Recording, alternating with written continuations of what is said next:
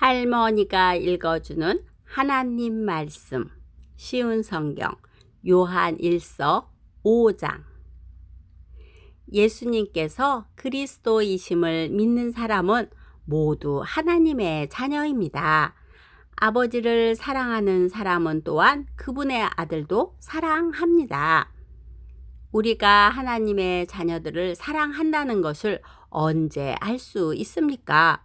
그것은 우리가 하나님을 사랑하고 하나님의 명령을 지킬 때 알 수 있습니다.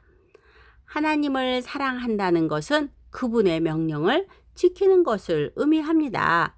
하나님의 명령은 우리가 지킬 수 없을 만큼 그렇게 힘든 것이 아닙니다. 하나님의 자녀라면 누구나 다 세상을 이길 힘을 갖고 있습니다. 세상에 대해 이길 수 있는 승리는 우리의 믿음에 있습니다.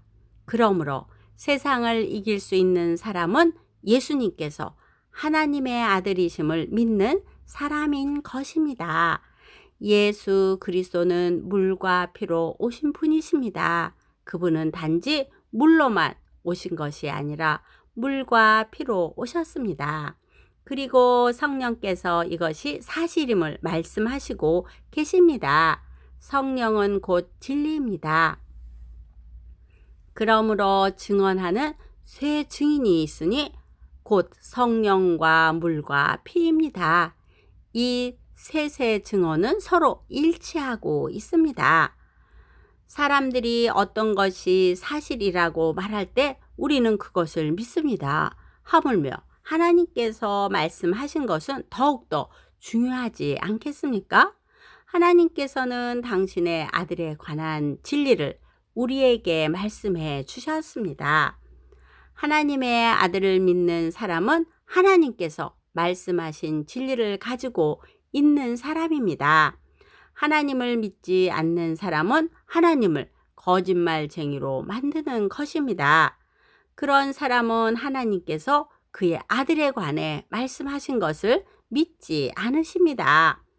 하나님께서 우리에게 말씀하신 것은 하나님이 우리에게 영원한 생명을 주셨다는 것과 이 생명이 바로 그의 아들 안에 있다는 것입니다. 누구든지 아들을 믿는 사람은 이 생명을 가지게 됩니다. 그러나 하나님의 아들을 믿지 않는 사람에게는 생명이 없습니다. 나는 하나님의 아들을 믿는 여러분에게 이 편지를 씁니다. 내가 이렇게 편지를 쓰는 것은 이제 여러분에게 영원한 생명이 있음을 알리기 위해서입니다. 우리는 아무런 의심 없이 하나님께 나아올 수 있습니다.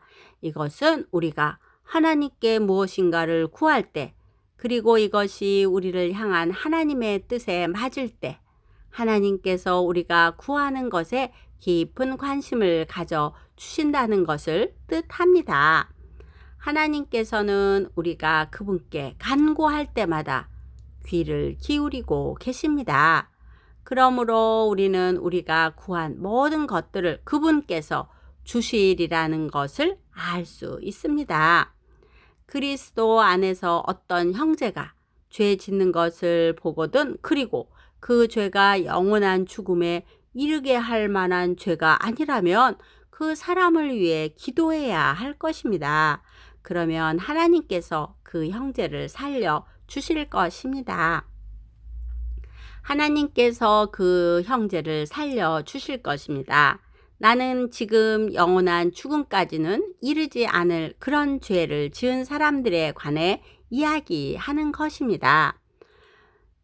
죽을 만한 죄가 분명히 있습니다. 내가 말하는 것은 그런 죄를 위해서까지 기도하라는 것은 아닙니다. 잘못 행하는 것은 다 죄지만 영원한 죽음에 이르지 않는 죄도 있습니다. 하나님의 자녀가 된 사람은 계속해서 죄를 지을 수 없다는 것을 우리는 알고 있습니다. 하나님의 아들이 그를 지켜주심으로 악한 자도 그를 해칠 수 없습니다. 우리는 우리가 하나님께 속하였음을 분명히 알고 있지만 이 세상은 악한 자가 지배하고 있습니다. 하나님의 아들이 오셔서 우리에게 깨달을 수 있는 능력을 주셨기에 이제 우리는 진리이신 하나님을 알 수 있게 되었습니다. 우리의 생명은 참되신 하나님, 곧 그분의 아들 예수 그리스도 안에 있습니다.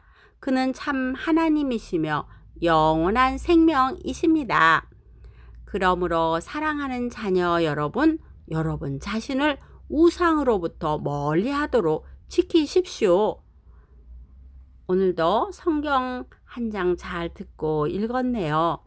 성경 말씀은 읽으면 읽을수록 예수 그리스도는 생명이시며 구주이시며 우리 인류의 모든 죄를 위해 십자가에서 돌아가신 분이라는 확신을 가질 수 있습니다. 또한 예수님의 사랑을 느낄 수 있으니 정말 감사합니다. 삶 속에서 예수님의 사랑을 닮아가며 전하는 오늘 하루가 되세요. 기도의 후원자이고 지지자이며 우리 손주들의 열렬한 팬인 할머니가 사랑하고 축복합니다.